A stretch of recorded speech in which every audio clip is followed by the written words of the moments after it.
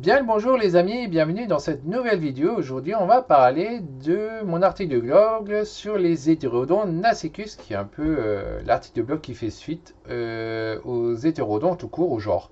Alors c'est un article de blog que vous pouvez retrouver sur sur mon blog, hein, forcément. Donc vous avez le lien en description.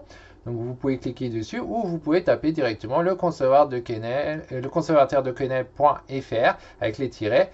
Et après, vous allez dans Colibri, l'hétérodon Nacecus pour pouvoir accéder à l'article.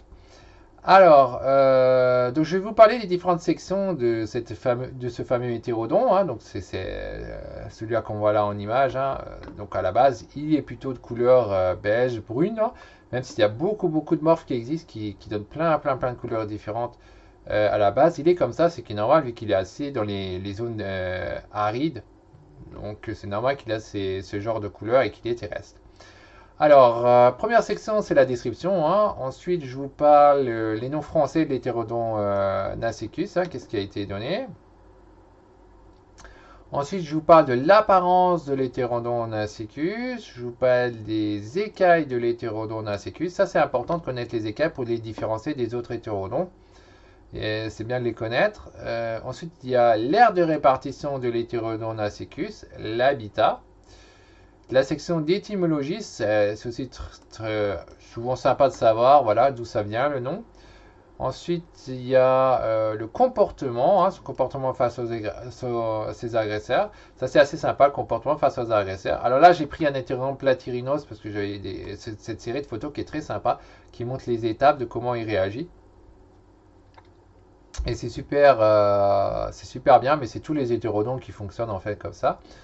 Ensuite, je vous parle des proies de l'hétérodon Nacecus, qu'est-ce qu'il mange. Ensuite, je vous parle des sous-espèces et les localités de l'hétérodon Nacecus. Je vous parle donc les localités, les formes. Ensuite, je parle des morphes et des hybridations. Donc les morphes, tac. Là, je vous ai fait tout un cours sur la génétique un petit peu. Sur le gène récessif, gène dominance incomplète, gène à dominance incomplète. Donc il y a pas mal d'infos sympas. Ensuite, je vous parle de l'hybridation, je vous parle des differences sexuelles, je vous parle de la reproduction de l'hétérodon Nacecus, la dangerosité de l'hétérodon Nacecus, la comparaison avec d'autres genres de serpents. Là, on compare par rapport à Tremesurus, Najal, Aticoda, Ateris, Ophiophagus, Dendroaspis, etc. Ensuite, je vous parle de la conservation de l'hétérodon Nacecus, qu'est-ce qu'il en est à propos de la cythèse, de l'UNICN, etc. Ensuite, on en vient à la fiche théorique de l'hétérodon Nacecus. Donc là, je vous parle d'abord de l'espace de vie, puis ses substrats, le chauffage, l'hygrométrie, l'air, l'éclairage. Enfin, on en vient au prix, hein, vous en venez au prix. Donc, où vous pouvez en avoir sur les marchés en ligne, hein, Morph Market, Kinimalia, Terrastic, etc. Attention quand même, je précise que c'est une espèce sous CDC en France, hein, et que selon les autres pays, ça peut être aussi sous permis, ça dépend. En Belgique, dans le Vallon, c'est autorisé pour le Hétérodon Nacecus, mais uniquement pour celui-là vu qu'il est dans la liste positive, mais pour les autres, attention. Et enfin, le mot de la fin, c'est simplement l'appel à l'action. Vous pouvez vous inscrire à la mailing list pour être au courant des nouveaux articles. Vous recevez 5 vidéos gratuites, vous recevez accès au forum, au Telegram messagère, etc. en vous inscrivant. Et tout ça, c'est gratuit.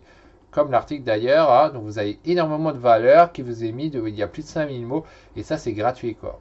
Donc profitez-en, il n'y a rien à débourser pour. Donc voilà pour cet article sur les hétérodons Nacecus. À la prochaine les amis.